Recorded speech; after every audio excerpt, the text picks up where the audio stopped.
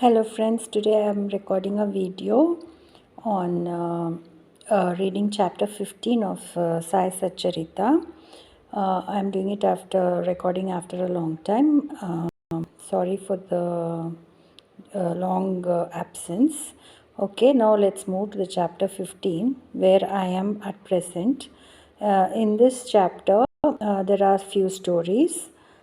These stories, if you read every day, all your miseries will be removed according to what is given in the chapter. So let us start. Let us pray. Bow to Sri Shai, peace be to all. Chapter 15. In chapter 15, what we have seen is that Ramanavami festival, how it was celebrated in Shirdi, and how it was so difficult to get a Haridas to perform that storytelling during the Ramanavami festival, and how Das Ganu was given this duty and he was doing successfully ever since. So what happened was the chapter starts with how the Haridas is dressed. Haridas is the one who recites the story during the Ramanavami festival. Actually, he is dressed like a bridegroom. And once Sai Baba sees the Haridas, that is Das Ganu, and asks him, "What is this? You are dressed so beautifully."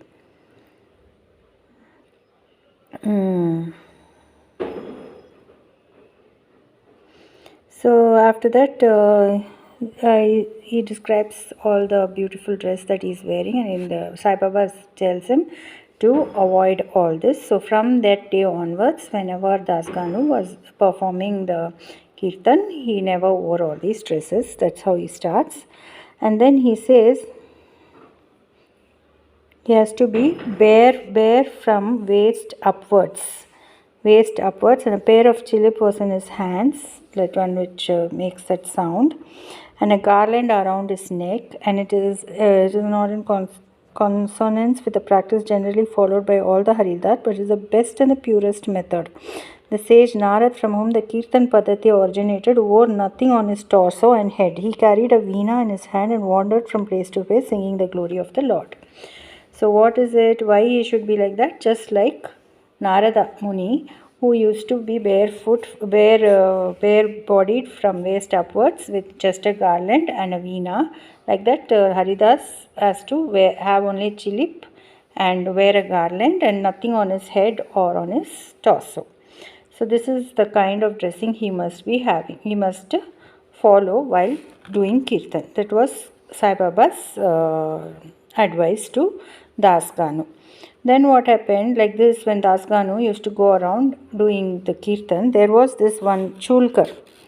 He heard all these beautiful stories and he decided that word of mouth, he heard about Sai Baba through Das Ganu. Imitable kirtans, beautiful kirtans he heard, and he became so attracted towards Sai Baba. Some of them get what from all this this kind of kirtans. People learn many things from them. How they sing, their wit, their humor, their Vedanta, dissertation of Vedanta. Some are attracted to such things, but some develop real love and affection towards God.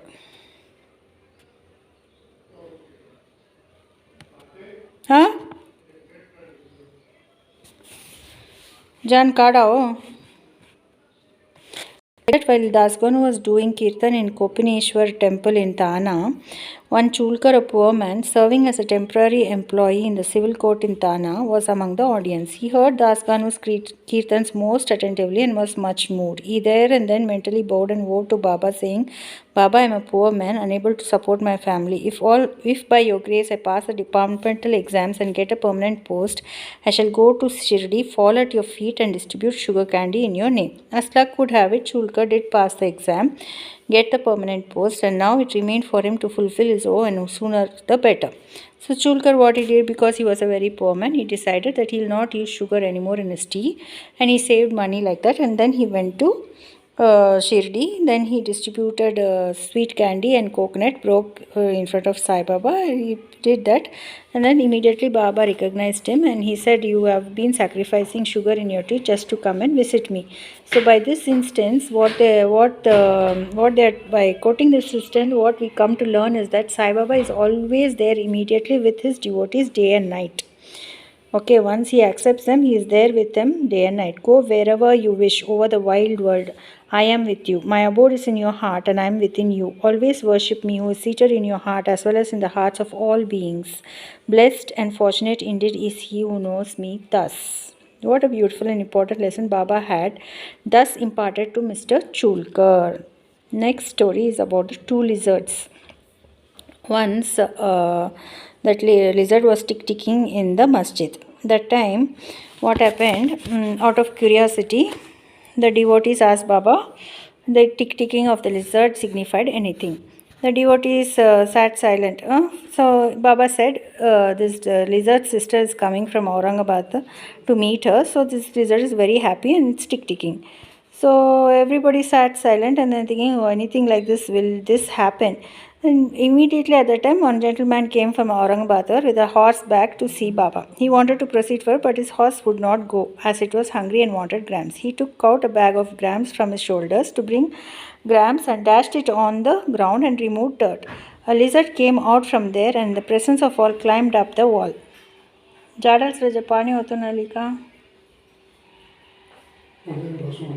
Baba asked the questioner devotee to mark her well. She at once went strutting to her sister. Both sisters met each other after a long time, kissed and embraced each other, whirled and danced with love.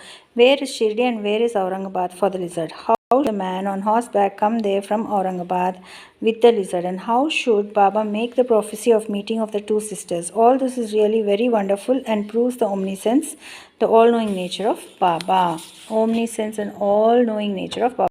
In the first story also, Mr. Chulka's story also, Baba knew everything in and out before that devotee came to, how he came, why he came, everything. Departmental exam he wanted to pass, so he took a vow, he bowed to Sai Baba, if by your grace I pass, I will come to your temple. So he sacrificed sugar.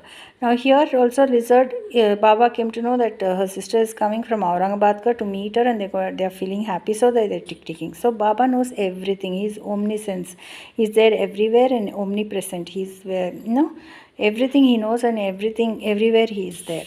So these two stories. And before that, how Das Ganu left his dressing like usually how these Kirtanwalas Haridas do, and followed the dressing pattern of Narada Mahamuni, which Baba reminded him that he should be like that. So what they tell is, respectfully, if you read these chapters and studied it daily, you will get all your miseries removed by the grace of Sadguru Sai Baba. Bow to Sri Sai, bow, peace be to all.